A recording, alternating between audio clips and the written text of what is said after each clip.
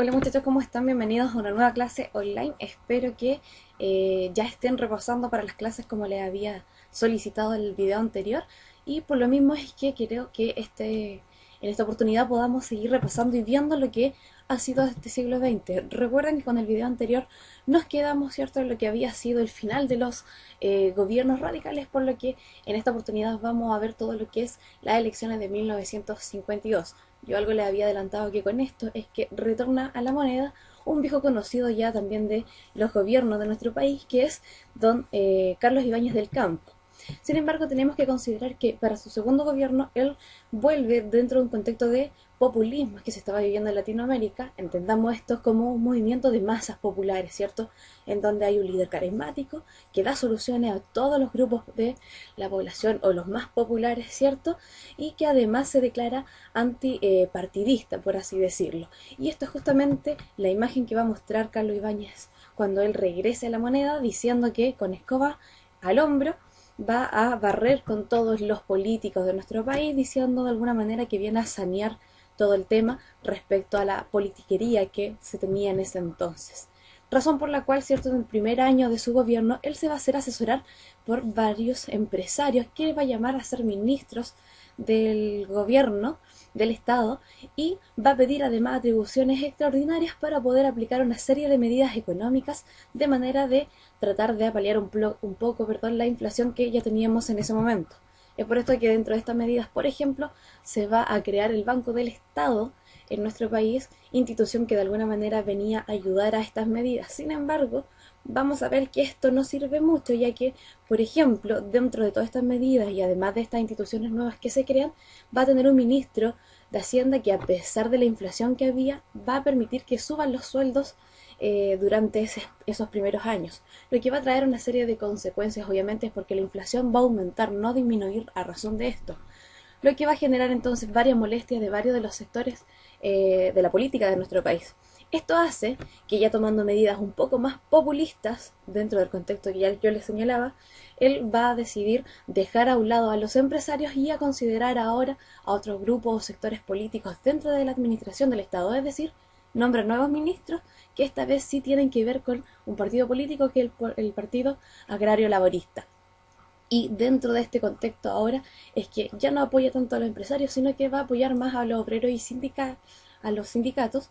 Y por eso es que a este caballero que ven ustedes ahí, de larga barba blanca, llamado Clotario Blest, lo va a apoyar, y en 1954 van a apoyar entonces la creación de la CUT, la que es la Central Única de Trabajadores, y que va a ser por así decirlo, un protagonista de todo lo que van a ser movimientos durante esta segunda mitad del siglo XX, así que hay que tener ojo con este grupo.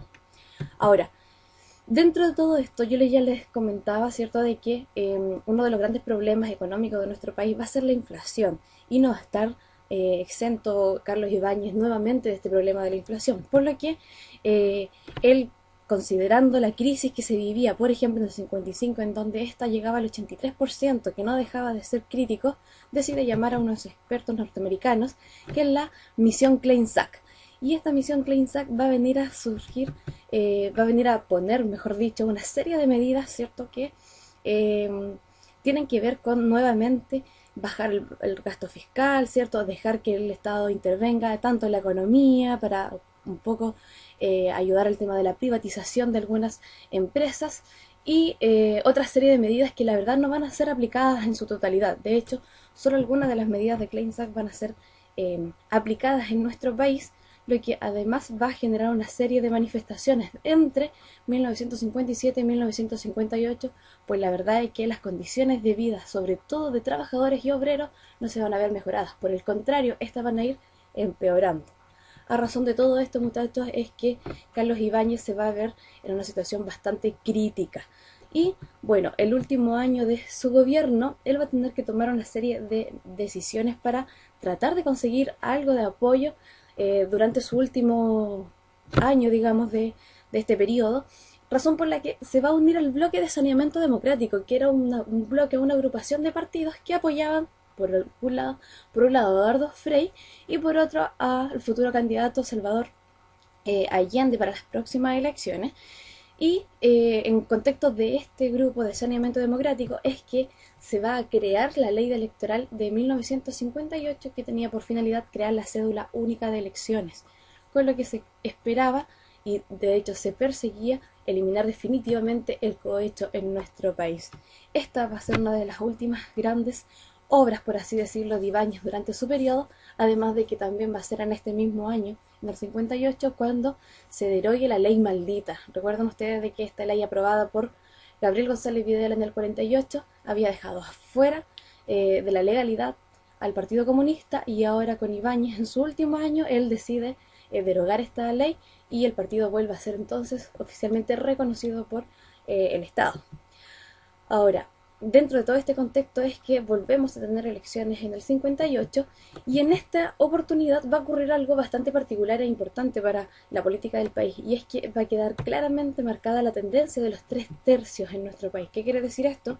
Que en Chile ya tenemos partidos de centro, tenemos partidos de derecha y tenemos partidos también de izquierda, de los cuales obviamente el candidato de esta oportunidad que sale electo presidente es el señor Jorge Alessandro Rodríguez, hijo ya de un antiguo presidente de nuestro país, quien, al igual que Ibáñez en su momento, también se declara un poco apolítico.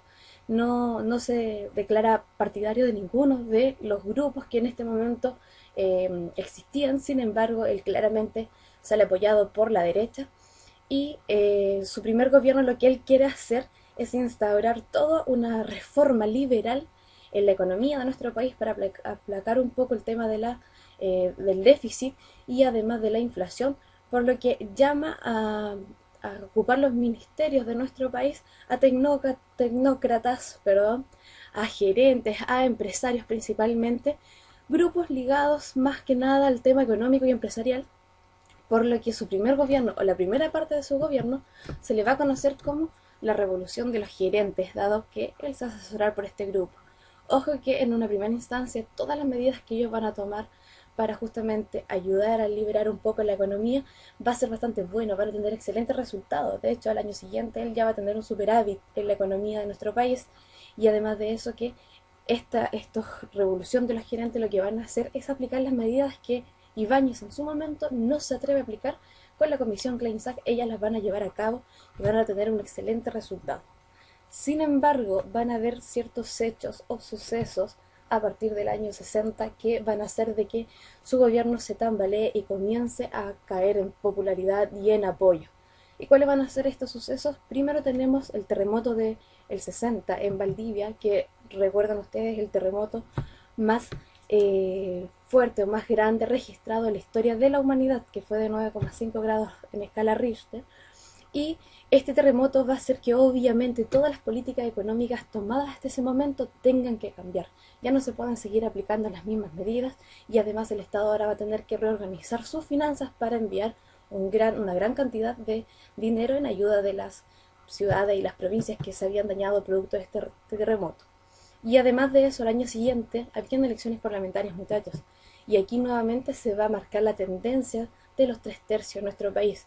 Como ven ustedes ahí en el gráfico, tenemos que los partidos de derecha tienen el 31%, los de centro 38% y los partidos de izquierda casi el 30%. ¿Qué significa esto?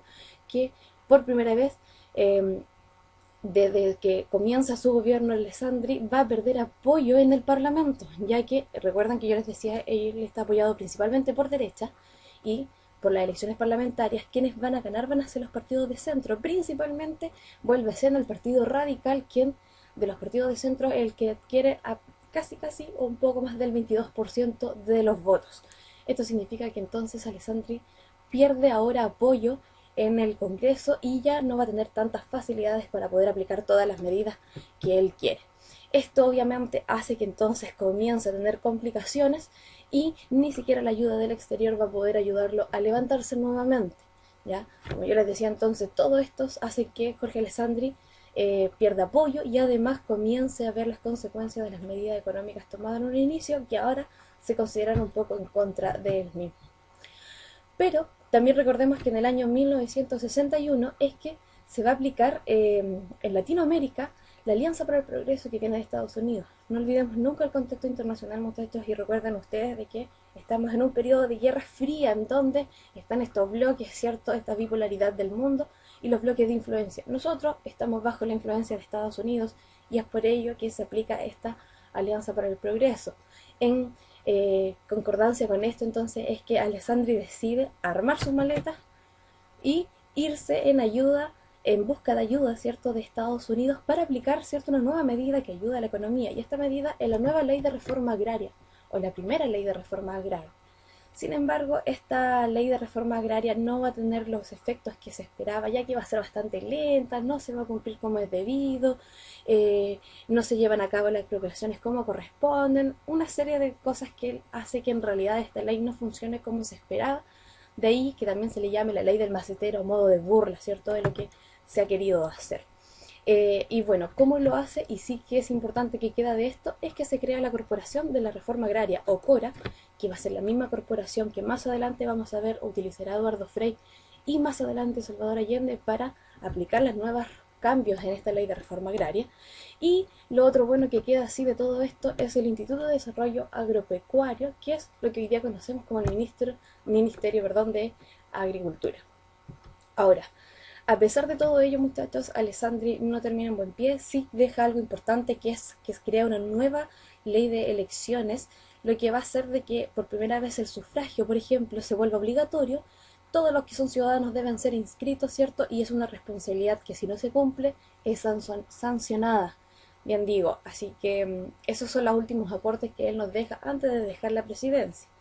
Y para las elecciones de 1964 vamos a tener ciertas particularidades. Por ejemplo, van a ser 3 los candidatos que van a correr esta carrera presidencial, en donde ustedes con esa imagen ya podrán quizás reconocer a 1 o 2 de ellos, que justamente son Allende, Frei y Julio Durán, que es el tercer candidato de esta presidencia. Sin embargo, para estas elecciones va a ocurrir un hecho bien particular, y es que de manera extraordinaria, en 1963 se debe llamar a elecciones para ocupar un cargo de senador, ¿cierto?, por la región de Curicó. Y esta era una zona que tradicionalmente pertenecía a la derecha chilena, así que se creía que iba a ser una antesala de lo que vendría posteriormente. Sin embargo, el que gana la candidatura para la senaduría de ese momento va a ser el candidato de apellido Durán, Oscar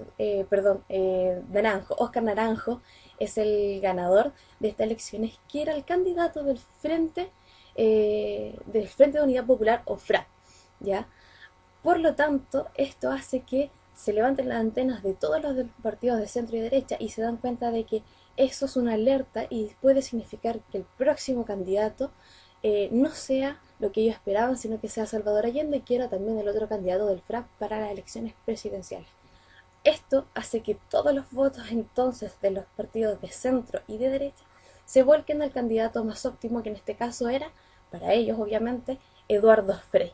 Y es así entonces como en 1964 el conocido naranjazo es lo que va a determinar nuevamente las elecciones presidenciales, siendo electo entonces Eduardo Frei, quien viene con el famoso eslogan "La revolución en libertad".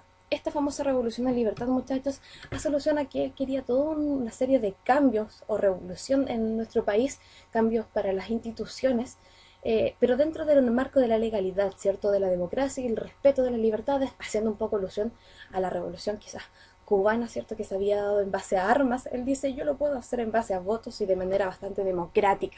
De allí entonces esta imagen que ve en donde Frei de alguna manera le hace burla a Fidel, ¿cierto?, porque él logra también su revolución, pero en base a lo democrático y a las urnas, ¿ok? Bueno, y lo importante de todo este gobierno de Eduardo Frei es que él va a crear varias cosas. Por ejemplo, tenemos la reforma educacional, que viene a dar todo un cambio, un giro en el tema de la educación en nuestro país, en un sentido de que él se va a preocupar no solo de lo cuantitativo, sino también de lo cualitativo.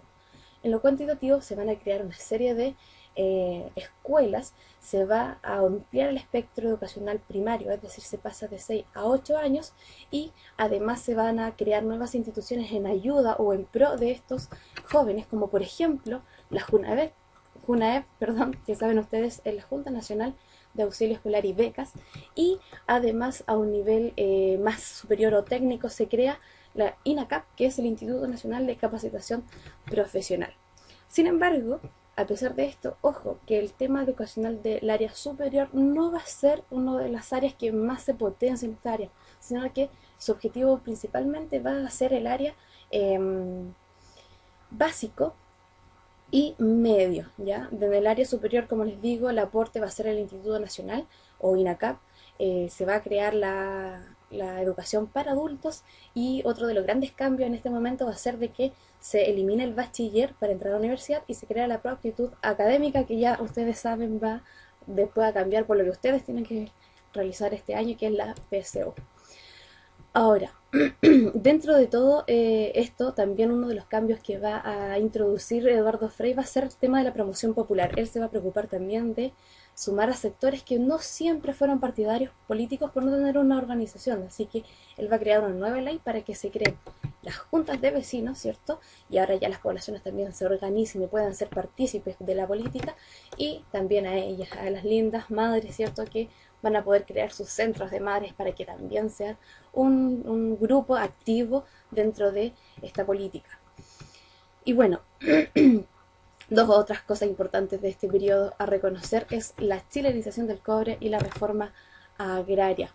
Con la chilenización del cobre, muchachos, recuerden de que es el inicio en donde el Estado pretende compartir, ¿cierto?, la producción del cobre, como comprando acciones de las mineras que en ese momento estaban. Por ejemplo, el 51% del Teniente, que pertenecía a la industria de Kennecott, o por ejemplo el que se inaugurara la mineral andina, o la sociedad andina, ¿cierto?, que también compra el 25% de la producción. En el fondo se produce en conjunto con con empresas estadounidenses, pero eso ya se le llama chilenización.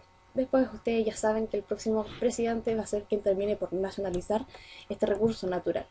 Y por otro lado, él es quien va a aplicar de manera mucho más amplia la reforma agraria en nuestro país. También ayudado del CORA, ¿cierto?, va a hacer de que se comiencen ya a expropiar los terrenos y todos aquellos que se consideraban no estaban siendo bien utilizados o trabajados, ¿cierto?, se van a expropiar a cambio de una indemnización a las familias, y se va a empezar a entregar nuevos terrenos a los campesinos. Ojo que esto no va a estar exento de complicaciones y de problemáticas, sin embargo, se logra aplicar de manera mucho más extensiva de lo que haya sido el momento de la ley de Jorge Alessandri, ¿ya? De hecho, esta ley es reformada para poder aplicar la reforma como si se quería en este momento. Y otra cosa importante, muchachos, es que a pesar de todas estas cosas buenas que hace el gobierno, también tiene una serie de desgastes, y vamos a ver por qué.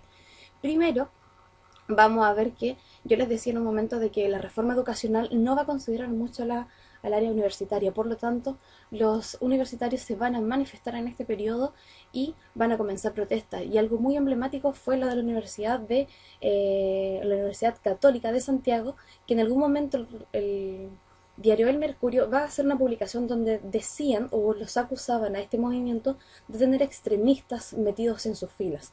Esto molesta mucho a los estudiantes y van a colgar un cartel que es muy emblemático, que es lo que ustedes pueden ver en la imagen, que dice El Mercurio miente, en alusión obviamente a este artículo que se había escrito en base a las movilizaciones. Ellos lo que pedían era justamente también una reforma educacional a nivel superior. Y junto con este movimiento universitario también vamos a tener el tema de las tomas de terrenos. Durante este periodo, muchachos, todavía estaba el problema de la ocupación de los terrenos en Santiago, o de muchas familias que no tenían la verdad dónde quedarse. Esto hace que vaya a ocurrir la toma en varios sectores emblemáticos de Santiago, de la capital, y uno de ellos es la población de Arminda de la Victoria, ya donde 1500 familias se van a ir a tomar ese terreno y se van a establecer allí, creando esta población de que se le pone entonces Arminda de la Victoria, producto de la hazaña de estas familias, ¿ya? Y por otro lado también vamos a tener el movimiento de los campesinos, que yo les decía, la reforma agraria no va a estar exenta de problemas, porque muchos de los campesinos en este momento van a considerar de que igual es lenta la expropiación y la entrega de terrenos, por lo tanto se van a empezar a movilizar, en algunos casos se van a tomar los terrenos por sí mismos y no van a esperar a que se haga de la forma legal. Esto también va a traer muchas complicaciones. Y por último, también vamos a tener movimientos militares al final del siglo, perdón, al final del gobierno de Eduardo Frei Montalva, como va a ser el caso del regimiento de Tacna, en donde se van a cuartelar un grupo de militares, ¿cierto?, alegando por el tema de sus sueldos. Sin embargo, la prensa lo va a hacer notar como que había sido un intento de golpe militar y van a ser reprimidos. La generalidad del ejército no se va a sumar a este movimiento, así que no va a pasar a mayores más que esto. Pero todo esto demuestra que a finales del gobierno de Eduardo Frei, a pesar de todo lo que se estaba consiguiendo, quizás lo económico o lo educativo, la molestia y las manifestaciones sociales continúan, muchachos. La inflación y la, el desequilibrio, ¿cierto?, en la vida de las personas hace de que los movimientos jamás terminen. Y recuerden que los movimientos y las huelgas van a ser el gran arma de presión, digamos, de los grupos sociales de este periodo. Y bueno, junto con ello va a ser también dentro de todo este contexto es que se van a crear nuevos grupos políticos y movimientos políticos que van a ser también los protagonistas de lo que se viene posteriormente. Tenemos, por ejemplo, el movimiento izquierdista revolucionario o MIR, que viene a ser de alguna manera de una tendencia socialista, que lo que quieren es un cambio en la sociedad, pero de manera mucho más revolucionaria, ¿cierto?, mucho más rápida. Se va a crear también el Partido Nacional, que va a venir a tomar todos esos votos que había perdido la democracia cristiana en algún momento, y los partidos un poco de derecha los va a venir a tomar y a captar este Partido Nacional. Tenemos también el MAPU, que va a ser un grupo que se va a desprender también un poco, por así decirlo, desilusionado de la revolución en libertad que había propuesto Eduardo Frei, que van a ver ellos que no va a ser tan revolución como se esperaba, se van a desprender y se van a volver un poco más extremistas, van a querer también una revolución, pero también justificada quizás en movimientos un poco más violentos. Y por último tenemos la Unidad Popular, que también va a ser todo este grupo de partidos de centro izquierda y principalmente de izquierda en realidad, que van a ser los que van a apoyar a los nuevos candidatos de las elecciones de 1930. Y de hecho aquí tenemos a los candidatos de este periodo. Van a ser Salvador Allende, Rodomiro Tomic y Jorge Alessandri, ya un viejo conocido. De estos tres muchachos, Jorge Alessandri va a ser bastante austero en su candidatura. Ya él estaba bastante entradito en años, tenía más de 70 años, por lo tanto se le va a tomar con mucha cautela. En cambio, Rodomiro Tomic va a ser el candidato que se va a enfrentar a Salvador Allende. Ojo, muchachos, que Allende viene presentándose a las candidaturas presidenciales desde el 52, es decir, el que la sigue la consigue, como dicen por ahí, y recién en su quinta postulación va a ser elegido presidente, como yo ya les decía, bajo el apoyo de la Unidad Popular. Ahora, ¿qué va a determinar esto? Ojo, que de los tres candidatos ninguno saca la mayoría. Por lo tanto, recuerden que es el Congreso Nacional quien debe decidir quién va a ser el próximo candidato. ¿Y qué es lo que va a ocurrir aquí? Va a ocurrir esto. Va a haber un atentado contra el general Schneider, que va a ser el general en jefe del ejército de ese momento. Lo que se quería era secuestrarlo. Sin embargo, al parecer esto se sale de control, le disparan y días más tarde él muere producto de un paro cardíaco, producto de este atentado, y se le va a ocupar a grupos extremistas militares de haber creado esta situación. ¿Ya? Y por otro lado, ¿cierto? La gente en ese momento, cuando se debe todavía elegir cuál va a ser el candidato, cuál va a ser el presidente electo, la gente ya en las calles celebraban por la candidatura de Allende. Entonces esto es un modo de presión. Y además consideremos que en este momento el partido que dominaba el parlamento era la Democracia Cristiana, que, o sea, opuesto, digamos, quizás a Allende. Pero para asegurar entonces la candidatura de Allende a la presidencia, dicen, ok, firmemos un trato, o llamémosle Estatuto de Garantías Constitucionales. ¿Qué significa? Que es un tratado entre la Unidad Popular y la Democracia Cristiana para asegurarse de que se van a cumplir las bases constitucionales de ese momento. Todas leyes que están consideradas en la Carta Fundamental de nuestro país, pero querían el compromiso del futuro presidente a que se iban a respetar estas bases, las libertades, ¿cierto? Y todo lo que estaba para garantizar la estabilidad política de nuestro país. Se celebra este Estatuto de Garantías Constitucionales entonces, y el Congreso decide elegir entonces como presidente a Salvador Allende, quien sale electo por fin, ¿cierto?, bajo el alero de la Unidad Popular. Ahora bien, ¿cuáles van a ser las grandes obras de él los pocos años que logró estar? Obviamente la nacionalización del cobre. Va a ser, muchachos, la única medida que el Congreso va a apoyar en este momento a este candidato, ¿ya? Que va a ser la nacionalización comprando todas las empresas del cobre. Y ojo, que no va a ser solamente el cobre, sino que van a hacer lo mismo con el salitre, lo poco que quedaba de salitre, con el cobre, perdón, con el carbón y con el hierro también. Como eran minerías un poco más chicas, no se le da tanto auge, pero también van a ser nacionalizadas. Va a intentar también nacionalizar la banca. En este momento consideran ustedes que de 17 bancos que existían en el país, 14 iban a pertenecer al Estado. Se va a estatizar el tema de la banca y obviamente va a querer profundizar la reforma agraria, pero también lo mismo que ocurre con Frey, no va a estar exento de problemáticas. Todo esto, muchachos, si bien se va a ver bien en un primer momento, va a tener una serie de consecuencias en el sentido de que solamente en primera instancia va a tener buenas repercusiones, pero consideren ustedes que para estatizar tantas cosas, para comprar tantas cosas, se debía llegar a una gran, eh, digamos, a un gran gasto económico, lo que va a llevar a una tremenda crisis en nuestro país. Para el 72 y para el 73 la inflación había llegado a números jamás antes alcanzados en la historia de nuestro país, lo que obviamente hace que la gente comience a manifestarse, comiencen las huelgas, comiencen las protestas y se genere toda una crisis, tanto así de que la prensa comienza a pedirle a Salvador Allende que renuncie, hágalo por Chile, decían ellos, como esta portada que ustedes ven. La verdad es que la crisis llegaba a niveles impensados, por así decirlo. A raíz de todo esto, muchachos, ustedes ya saben cuál es el desenlace de esto, y es que el 11 de septiembre de 1973, a partir de las 8 de la mañana, comienza todo un movimiento golpista, en donde se le advierte al presidente que renuncie y deje la moneda. No haciendo caso a esto, es que es bombardeada la moneda, ¿cierto?, por los cazas, por los aviones militares. Posteriormente a esto, el presidente Salvador Allende, casi al mediodía, convence que sus seguidores dejen la moneda. Él decide quedarse la moneda, no renunciar hasta el final, dice que él no va a dejar el puesto y que el pueblo democráticamente le ha dado, y decide quedarse hasta cuando se sabe, casi a las 3 de la tarde de este día, que se ha suicidado en la moneda.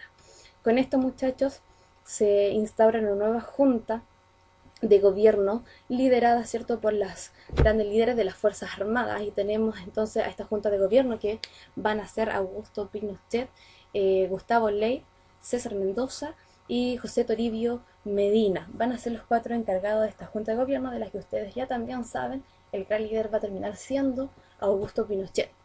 Y a partir de este momento, muchachos, es que comienza en nuestro país un periodo de dictadura que se va a ver apoyado por grandes grupos de represión, como por ejemplo van a ser la DINA, ¿cierto?, esta Dirección de Inteligencia Nacional, el grupo más cercano al presidente en ese momento impuesto, que es Augusto Pinochet, que es el que va a ser el protagonista de varias de las represiones, ¿cierto?, a todos los opositores del gobierno en ese momento.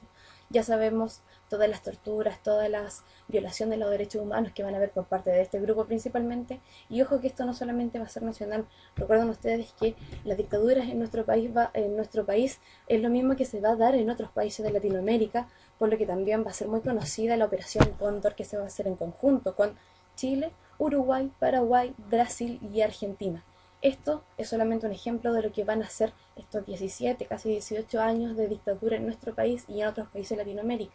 Recuerden, muchachos, que todo esto en un contexto también internacional, en donde ya se sabe, hubo intervención de la CIA, hubo intervención de Estados Unidos, se quería sacar a Allende por ser digamos, candidato en ese momento, declarado socialista marxista y elegido popularmente, el único país en el planeta donde se había dado algo así.